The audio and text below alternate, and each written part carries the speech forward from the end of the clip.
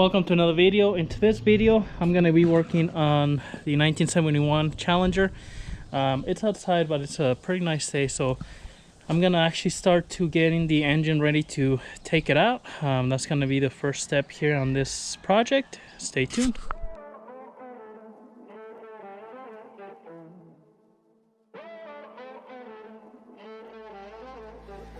Music bed.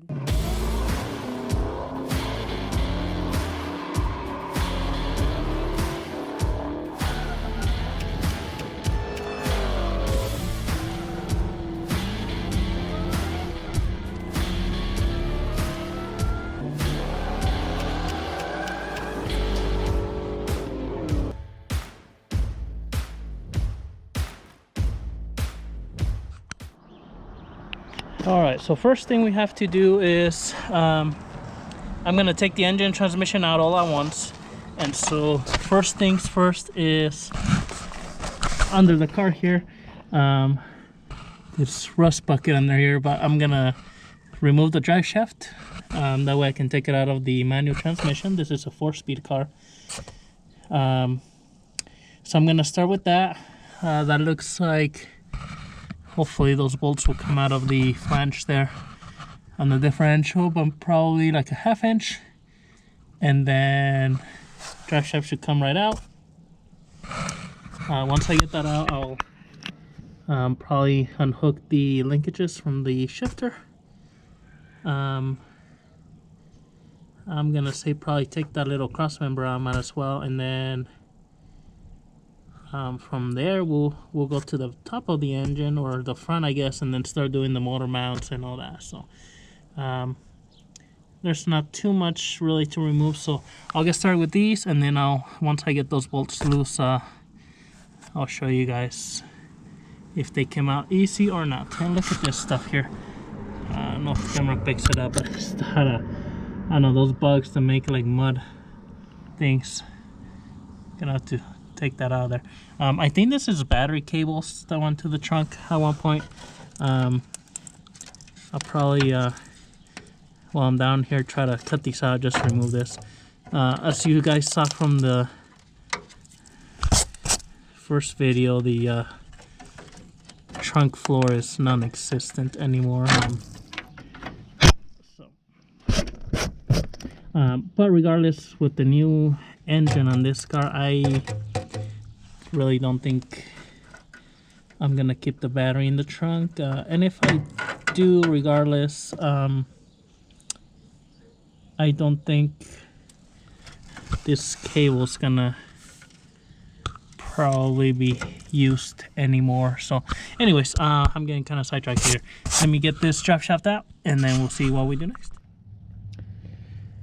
Alright, so I'm almost able to, I just put a wrench right through the hole here so it would stop here on the top, and I was able to get these bolts loosened up.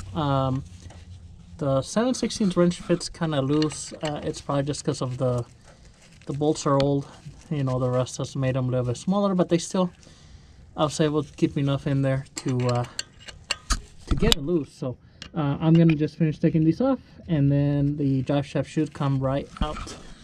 One thing, you know, I recommend if you're doing this at home, but what I'm gonna do is put a drain pan here, because a lot of times when you take the drive shaft out, oil comes out of that tail housing of the transmission, so just that way I don't put it on the ground. And then regardless, I'm probably gonna see if there's a drain plug on this transmission and just drain it. That way it doesn't, when I'm tilting it to get it out, it doesn't spill oil on the bottom there. Okay, so the bolts came out just fine. Got the little holders here. Not bad. I got the drive shaft out. That U-joint's definitely really old. There's no grease on it, but you know, if I'm gonna reuse that drive shaft, then I would definitely put a new joint on it. I'm getting ready to pull it out of the transmission, so I got my pan here. I'm gonna go ahead and slide it out. I honestly don't anticipate oil to fall out of there, I guess, but I guess you never know, so let's just let's see what happens here. Nope. Well, yeah, looky there. And I'm dropping oil on the cardboard here from the end of the drive shaft, so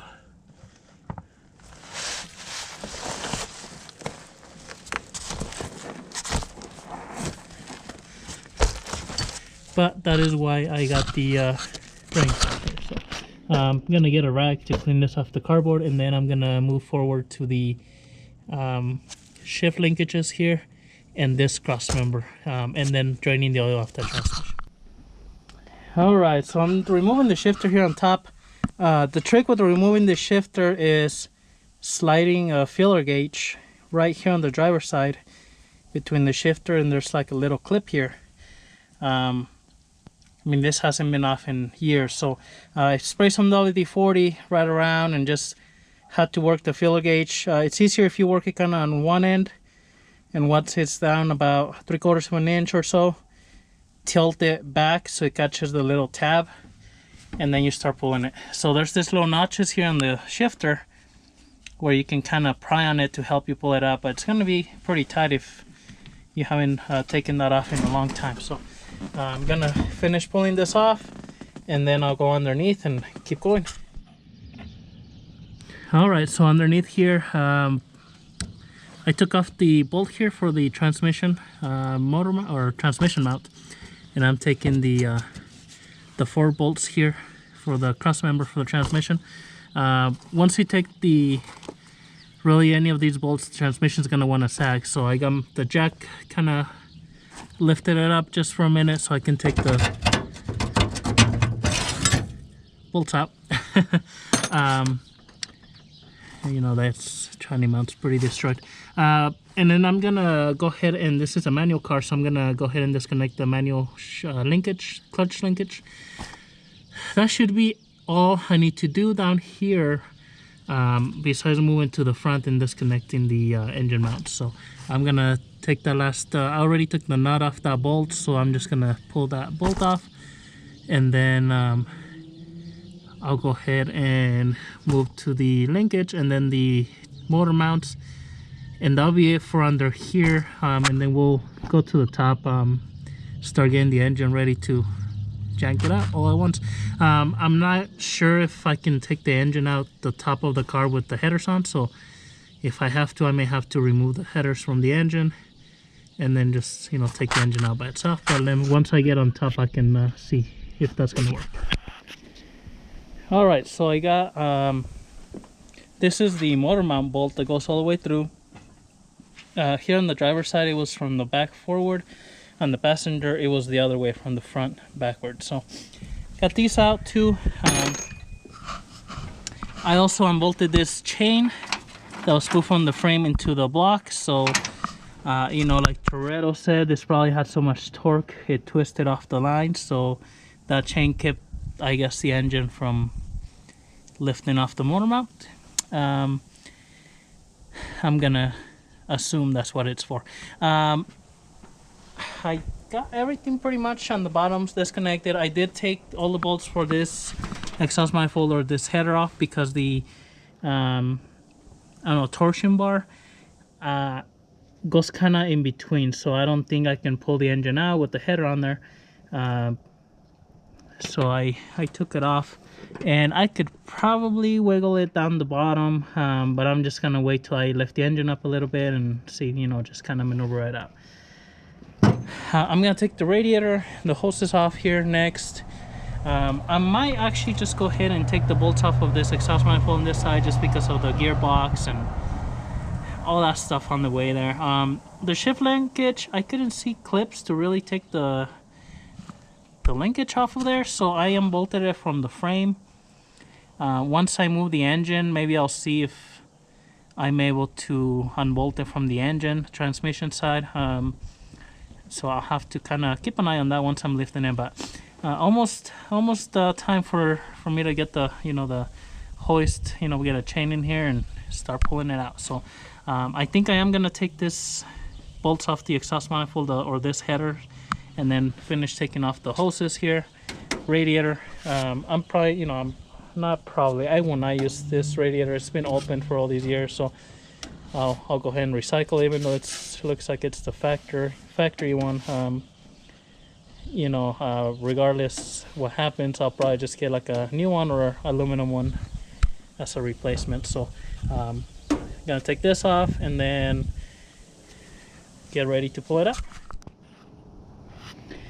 All right, so took the upper radiator hose off, and I don't know, it looks like a bunch of broken nuts. So a bunch of broken nuts all in here. I power washed the engine. I don't know if you guys, well, if you want to watch the video, it's the other video where I power washed the whole car, and there was a bunch of stuff in here. So there's still some kind of nuts in there, but definitely, you know, probably the inside of that water pump, it's full. Well, there must be a thermostat in there, but definitely would want to get a new water pump if this is going to be rebuilt or anything like that. So just thought I'd show that. So I'm gonna go ahead and get this bottom hose out and then unbolt the radiator. Oh, that's the stuff that came out of the bottom radiator hose. So definitely rust, which, I mean, the outside of the car has rust, so I'm sure the inside is gonna have some rust in there too. Surprisingly though, there's oil in the engine, so that's a good thing, I guess. We'll have to see what the inside of that looks like. But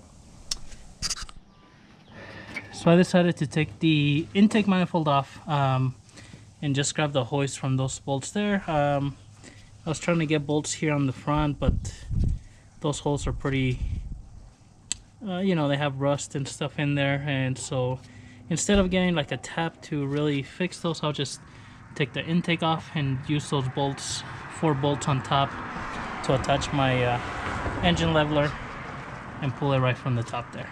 Got the carburetor off. Actually, it's not too bad, but it will need a rebuild for sure. So I already got the other 4 bolts. I'm just gonna do these 4.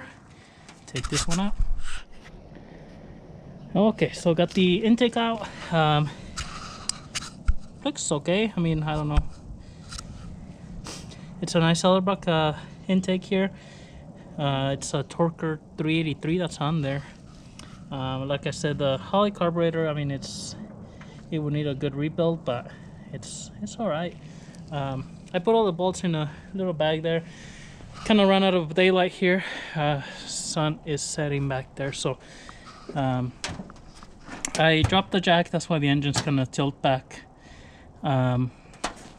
which is okay, because I think, yep, in that angle there's the transmission will clear. So next, really, at this point, it's gonna be to take it out. Hopefully I have enough room to pull it out here.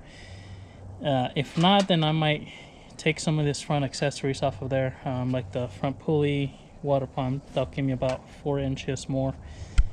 You know, really, as long as I can get off the mounts, I can probably start pulling it up. I may need to take the hood off, so I'll need some help if I need to do that. But other than that, I think that's gonna be it for this video. Tune in for the next one where I actually pull the engine all the way out. If you like the video, leave a thumbs up. Any questions, comments, leave them below. We'll see you in the next one for more 71 Challenger content.